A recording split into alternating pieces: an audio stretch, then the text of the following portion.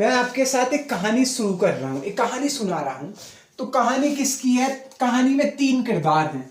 पहला तो एक स्टूडेंट है, उसका नाम आप कुछ भी समझ लीजिए, और उस स्टूडेंट का गुरुजी है और गुरुजी की बेटी है। तो 3 लोगों के बीच में कहानी शुरू होती है। गुरुजी है, स्टूडेंट है, उसका नाम कुछ भी मान लीजिए, और गुरुजी है उसके, और गुरुजी की बेटी है। तो स्टूडेंट ने अपने गुरुजी को क्या कहा? स्टूडेंट ने अपने गुरुजी को कहा, सर आई लव यू, कि गुरुजी बात ऐसी है कि हम आपसे प्रेम करते हैं। और उसने एक और चीज उसमें जोड़ी, and you love your daughter, और आप अपनी पुत्री से प्रेम करते हैं। तो वो सर से प्रेम करता है। लड़के ने गुरुजी को क्या, लड़के ने गुरुजी को कहा कि sir I love you and you love your daughter.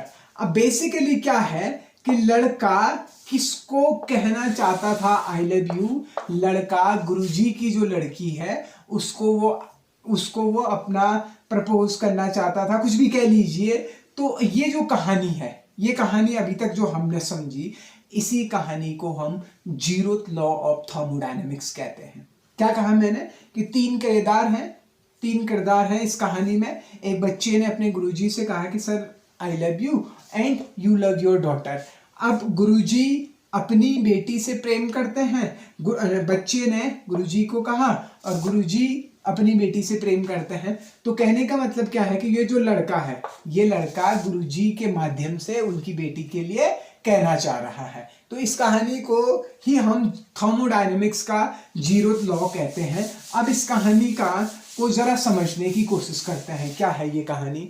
मान लीजिए हमारे पास एक सिस्टम ए है, ठीक है भाई, और दूसरा सिस्टम मेरे पास क्या है? बी है। एक सिस्टम ए है, दूसरा सिस्टम क्या है? बी है। मान लेते हैं इसका टेम्परेचर 50 डिग्री सेल्सियस है और इसका जो टेम्परेचर है वो भी 50 डिग्री सेल्सियस है, ठीक है। तो इसका मतलब क्या हो गया?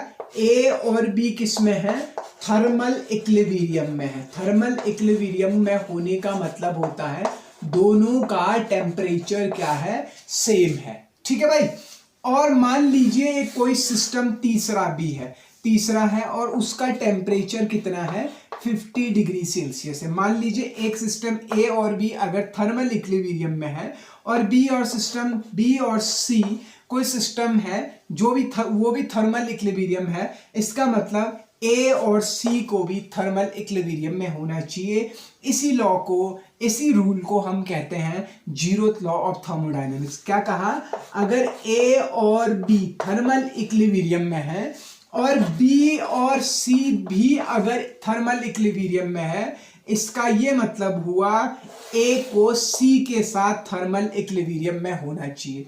अगर कोई सिस्टम ए और B, if system A and B are in a thermal equilibrium with each other and system B and C is thermal equilibrium with each other, it means system A and system C will be also in thermal equilibrium of each other। इसी को हम कहते हैं zeroth law of thermodynamics का zeroth law.